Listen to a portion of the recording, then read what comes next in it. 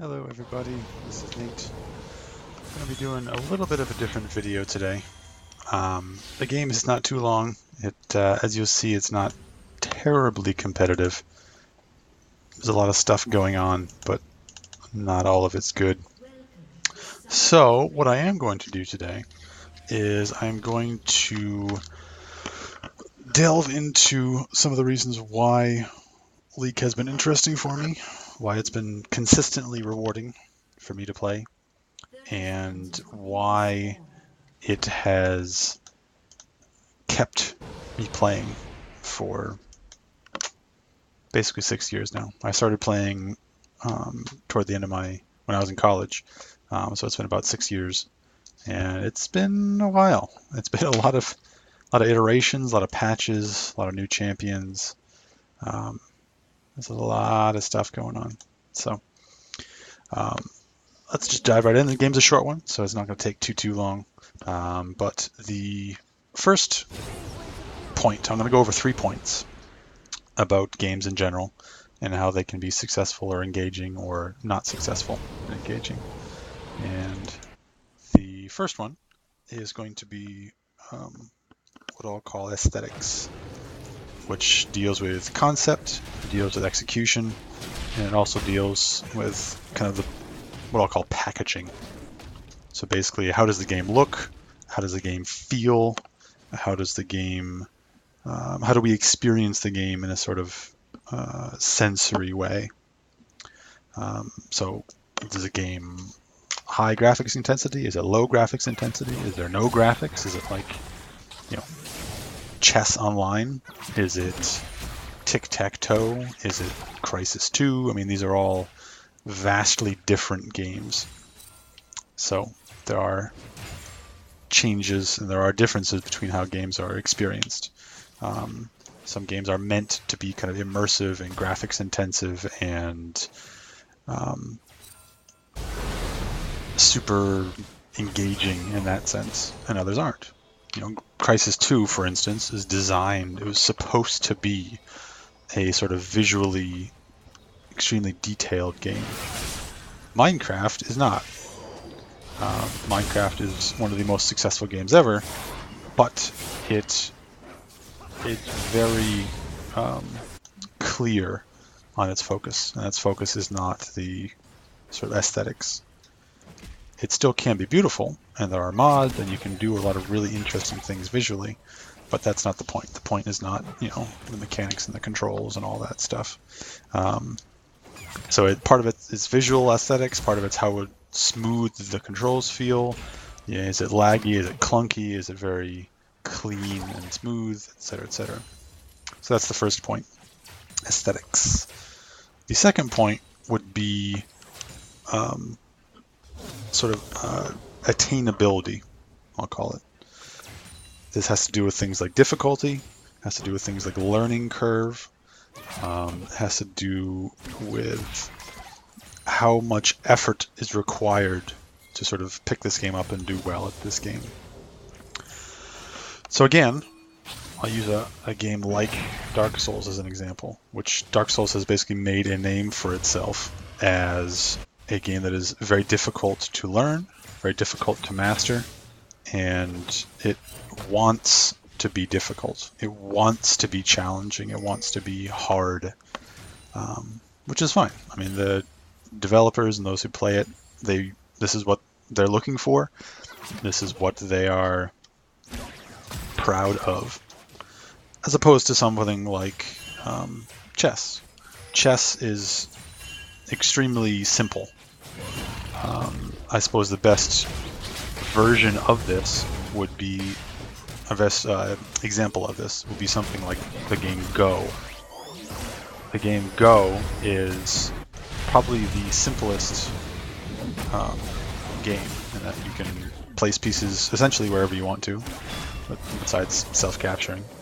You can, and it's very simple, kind of the rules, simple in that the rules are extremely clean, extremely sparse. Counter that with something like something like StarCraft 2. Like, okay, this unit does this. Okay, well, also in this mode it does that. And when you put it near this unit, this happens. And this race can only build these units, and these units can only do this, except when they're a creep, in which case they can do something different. And this map has this, and this ore type does that, and this tower does this, and it's not a sort of simple game. You can't just kind of pick it up and just click around. You're like, oh yeah, I think I got it within 30 minutes. No, that's not quite how it works. So you have to spend a lot of time kind of picking it up, learning it, and then also on the flip side of that, is there enough depth to actually master the game? Again, something like chess, if I, being a casual player at best, decided to play Magnus Carlsen, the best player ever, in my opinion, I would lose every single time. I would not win a game. But that is not because he has some sort of mechanical advantage. He's not playing faster. He's not playing moves that are more difficult to pull off. He's just smarter. He's invested more in the game and has developed the kind of mental edges and mental practice necessary. So chess is a very easy kind of entry level curve, but the theory and the strategy is almost infinite. There are set opening gambits, there are set opening kind of formulas. This is the way you play this mathematically, and so forth. On an interesting note, a game like Go is by definition a solvable game, in that in every situation there is objectively a correct move. There is objectively a best move in every situation. Whereas something like StarCraft 2, something like League, it's a bit more nuanced than that. For instance, this move here, we just killed someone bottom, dragon's open, so we're going to go do dragon. That's a correct move. We also could have pushed this tower, killed this tower. Is that better than this? Well, it depends. It depends how the game plays out. We have a huge lead, we're playing well together, but in a game like Go, you can kind of hook it up to a computer, and which they've done. They've created a sort of artificial intelligence that will teach itself the best move. And it beat one of, if not the top player in the world, convincing. I think it was like 5 sets to 1 or something like that. So in a game like this, or in a game like StarCraft, in a game like Go, there is enormous room for variations of play. Something like tic-tac-toe is incredibly limiting.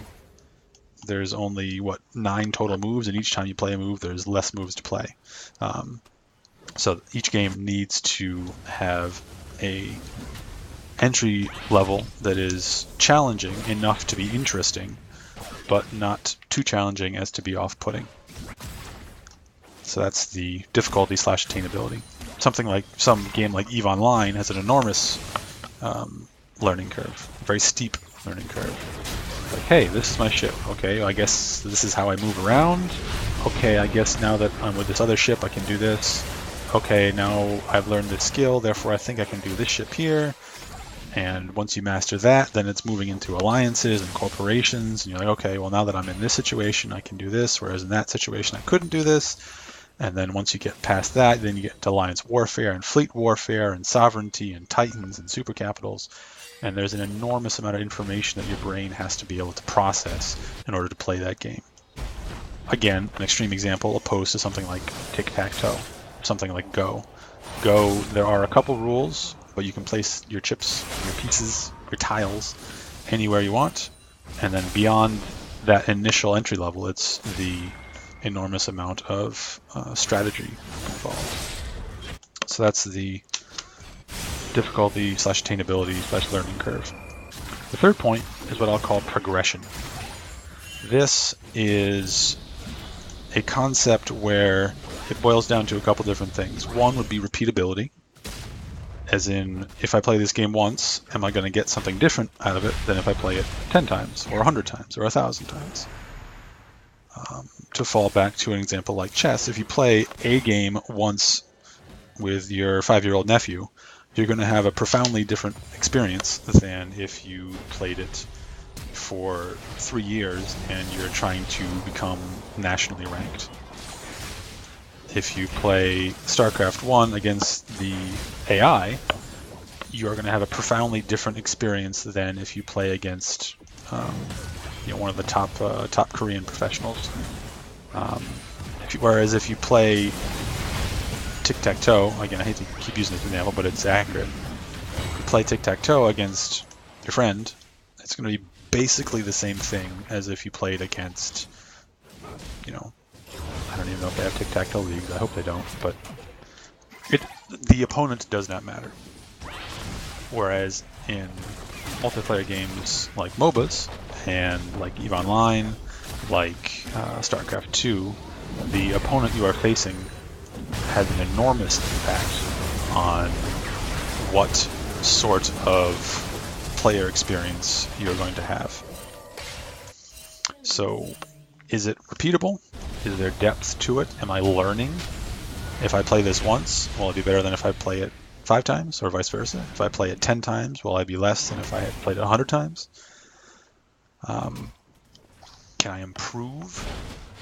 If I start out in bronze and I play 3,000 games, I could get to silver, I could get to platinum, I could theoretically get to diamond.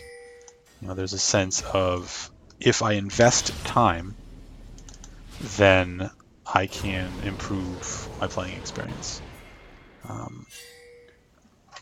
Something like chess has that to a different degree, whereas if I study chess and I study the opening theory and I study technique and all that stuff, I will be able to arrive at vastly different board states, and I can get to the mid-game and end-game quicker, and I can lose less pieces and all that sort of thing. So that complexity factors into the progression. But also, and I think one of the most interesting thing about a lot of multiplayer games, particularly EVE Online, is what is the kind of end goal. Not, hey, I played for 15 minutes and I've learned a skill, therefore I'm kind of done, there's nothing left. But the coolest thing about EVE Online is that all of the end game content is player created.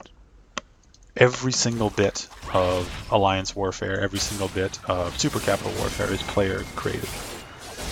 I suppose that's technically incorrect. There are some NPC Super Capitals that they do spawn in, and there are NPC events and so forth. But if you want to fight Goon Swarm, if you want to fight Pandemic Legion, if you want to fight the Russians, if you want to fight whoever,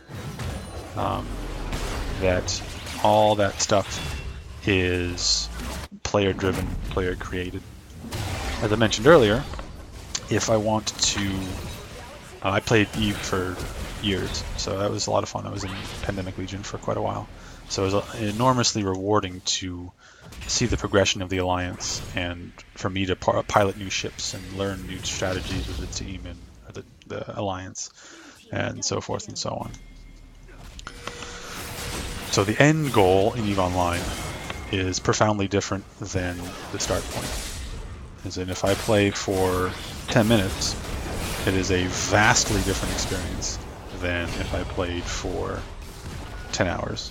And if I played for 10 days or 10 weeks or 10 months or 5 years, there's always new stuff to find, and there's new players to come up against, and new ships coming out and all that stuff. So that's the kind of progression. Is there an end goal? A game like Minecraft is famous, and rightly so, because it's tremendously open-ended. It's like, hey, what do you want to build? Okay, you can do that. Do you want to build an enormous tower that just go as high as you can? Sure. Do you want to farm cows? Sure. Do you want to create a circuit? Sure. Do you want to, build a working volcano? Sure. Do you want to make glass? Whatever. So the end goal is creation. The end goal is entirely open-ended. It's bounded only by your patience, your imagination, and your kind of computing power. So that would be an example of a game with a terrific end goal. So that the progression in that game is very interesting. So those are the 3 points. So we have aesthetics, we have difficulty and attainability, and we have progression. So what I thought I'd do is, very briefly, since we don't have too much time, is kind of rank games that I played on those spectrums. So for instance, chess. Chess, the execution and the aesthetics are very limited, but the difficulty and learning curve is very high, and the progression is tremendous. It takes a lot of time to kind of build up to that, but I very much enjoy chess.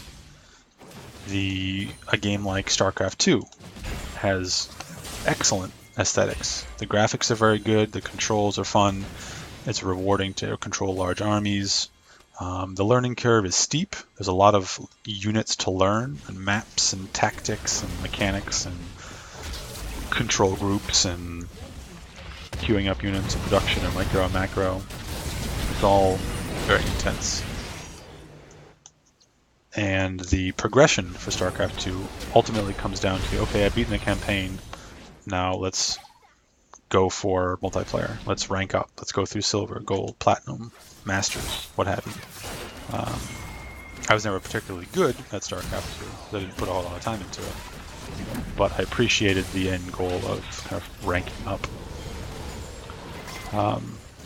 So League, on those 3 spectrums, the aesthetics are good. The models are fun to look at. They're not terribly graphics intensive, but it is visually pleasing to watch the champions interact. You've seen my Garen video where I slow it down and watch the ult hit, and it's very kind of sensually pleasing. Gotta be careful how I use that word. Yeah, so it has good execution. The packaging is good. The lore, I think they could improve on. As a writer, I've always geeked out on lore. Things like Warhammer, things like StarCraft. It's always been fun for me. Warhammer 40k has a vast amount of lore. There's always new stuff to learn, so that's really cool. The difficulty and attainability of League, it does have a steep curve to get into it. I remember the first couple months I was playing, I would always run up against new champions and say, what? They can do that? Remember the first time I played against Malphite, I had never seen a champion with a kind of engage ultimate like that. So we had all grouped up my entire team in this bush here, and someone just came flying in, knocked us all up, and then we were dead. And I thought that was the most broken thing I'd ever seen in my life. But once I learned about the champion and strengths and weaknesses, then I was able to progress.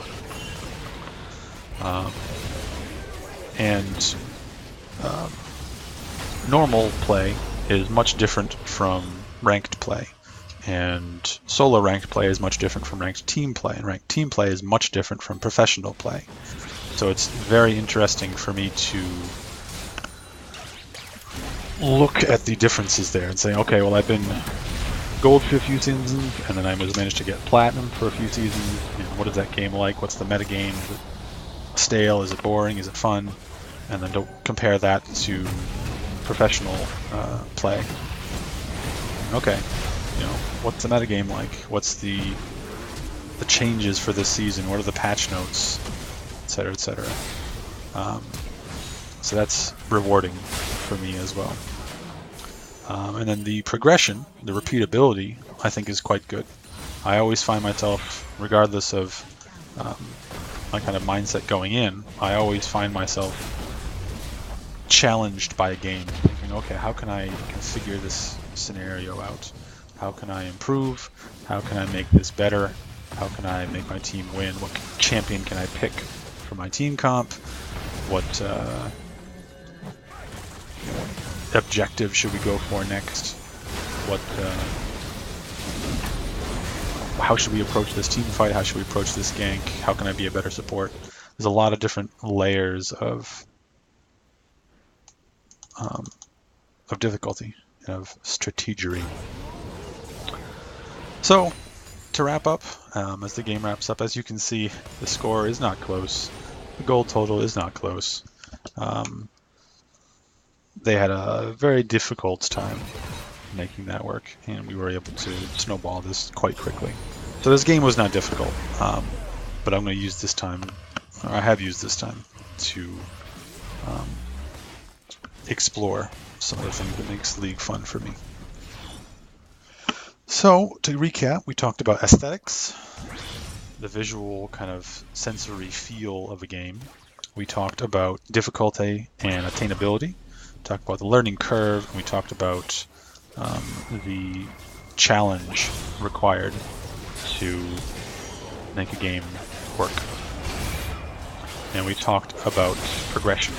We talked about how repeatable is this game. If I play it twice, is it different than if I play it 20 times or 200 times? And what is the end goal? The end goal, obviously, in League is you can beat all the tutorials, you can play against bots, Doom bots, what have you. But the really challenging thing is playing against other players. How do you advance to a point where you can consistently beat other players in real time from around the world? So I think League is interesting. I think it's challenging enough to be interesting consistently.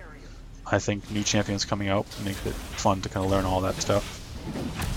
And yeah, it's been fun enough for the past 6 years for me to keep going. So that's been a brief non-gameplay video. I hope you enjoyed that. If you have any comments or questions or concerns or compliments, please leave a message or a comment or a like or a subscription down below. Plenty more videos to come, but I wanted to use this opportunity to talk to you guys about why I like League, why it's fun, why it's rewarding. I might in the future write all this down. I communicate better through the written word, and it's going to be an interesting topic to delve into on a written scale. So we'll see how that goes. In the meantime, thanks for watching, and I'll see you guys next time. Peace.